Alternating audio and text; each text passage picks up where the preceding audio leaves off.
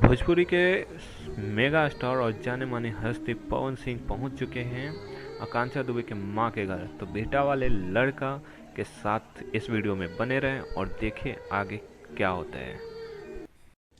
हे दोस्तों, तो कैसे हैं आप लोग। स्वागत करते हैं हमारे नए वीडियो में। इस वीडियो में आप देख रहे हैं पवन सिंह की आकांक्षा दुबे के घर पहुंचने की वीडियो। जी हाँ दोस्तों, तो कल रात करीब 9-10 बजे पवन सिंह पहुंचे आकांक्षा दुबे के घर, आकांक्षा दुबे की मां से मिलने। जी हाँ दोस्तों, चेहरे पे एक अजीब सी दुख लेकर बयां कर रही है ये फेस, और ये फेस के साथ पवन सिंह पहुंचे आकांक्षा दुबे के मां से बातें करने, उनको दिलासा देने, धैर्य देने, क्योंकि हाल में ही पवन सिंह बहुत ही ज़्यादा सैड हैं इस मोमेंट को लेकर, क्योंकि हाल में ही उनकी गाना निकली थी आकांक्षा दुबे के साथ, आरा कभी हारा नहीं है, जिसकी एक्ट्रेस इस दुनिया में नहीं रही। जी हाँ दोस्तों, बहुत ही दुख की बात है कि उनकी एक्ट्रेस इस दुनिया में नहीं रही जो उनके साथ काम की है।